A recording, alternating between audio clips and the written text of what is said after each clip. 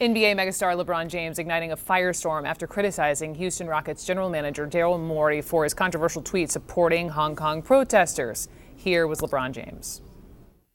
We all do have freedom of speech, but at times there are ramifications for the negative that can happen when you're not thinking about others and you're only thinking about yourself. I believe he wasn't educated on the situation at hand, and he spoke.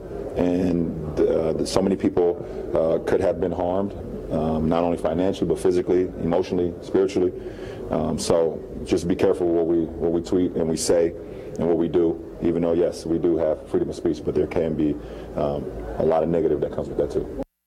So after he said that, he tried cleaning it up with this on Twitter. Quote, "Let me clear up the confusion. I do not believe there was any consideration for the consequences and ramifications of the tweet. I'm not discussing the substance. Others can talk about that. I think people need to understand what a tweet or statement can do to others. Could have waited a week to send it." So with me now, Sopan Deb, cultural writer for the New York Times, also covers the NBA, and LZ Granderson, ESPN host and sports and culture columnist for the Los Angeles Times. So gentlemen, a pleasure.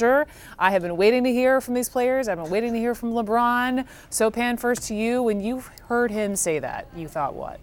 It was surprising, to say the least. I mean, LeBron James has branded himself for years as someone who will speak out about social issues. He's talked about police shootings. He headlined a rally for Hillary Clinton in 2016. He's someone who has really taken pride in modeling himself after Muhammad Ali, who is, of course, a famed activist.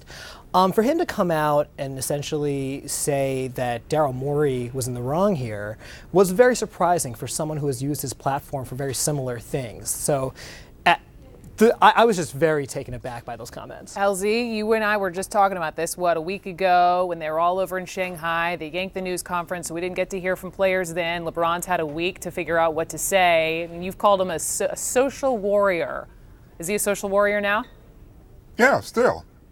You know, there's this confusion that believes because someone or an entity speaks out against something that's wrong, that means that they're always right. You can still fight for what you believe in. You can still fight for what's right and not make every single step correctly. You can misstep, and that's allowed. That's all part of being human. You mentioned Muhammad Ali. You know, Muhammad Ali said some very racially insensitive things about his opponents. That wasn't right, and he admitted so later in life. So just because you're a social justice warrior doesn't mean that you're flawless. On all of this, I know you and I have been looking at the Twitter page of Enes Kanter. He's now with the Boston Celtics. He is someone who, has been very outspoken on his home country of Turkey and the regime of President Erdogan. He can't go home. He can't see them. And because he's been making that point over and over on Twitter, and retweeting this Boston Globe op-ed. And why do you think he's doing that? Do you think this is his way of speaking out and showing his disappointment in how LeBron James handled this? No, I think Enes Kanter, I don't think he needs LeBron. I don't think he needs the motivation of LeBron James to speak out. I think Enes Kanter, he's spoken out about Turkey for years, well before the Daryl Morey row, well before any of this started. But this is just who Enes Kanter is. And I should note that this is also who LeBron James is. LeBron James, just because he had this perceived misstep happen, doesn't mean that it wipes out a career full of speaking out. Yeah. However, it should be noted that LeBron James has also been kind of selective. Early on in his career, in 2007, Ira Newble, who was then a Cleveland Cavaliers teammate, asked him to sign a letter denouncing China for its support of the Sudanese government in relation to the Darfur genocide. James declined, but a year later, he came out and then spoke about human rights, and he said, "I don't care about money. I don't care about contracts." So LeBron James' history in activism is very mixed. There have been times when he's been very vocal, and there have been times when he's chosen activism, silence. Excuse me.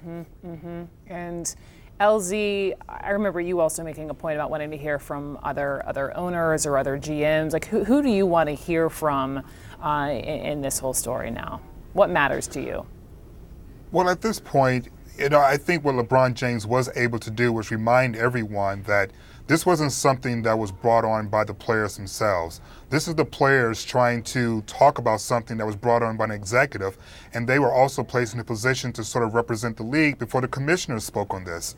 It's really interesting that, a lot of people are calling LeBron James a hypocrite. A lot of people are upset at his words, when in fact,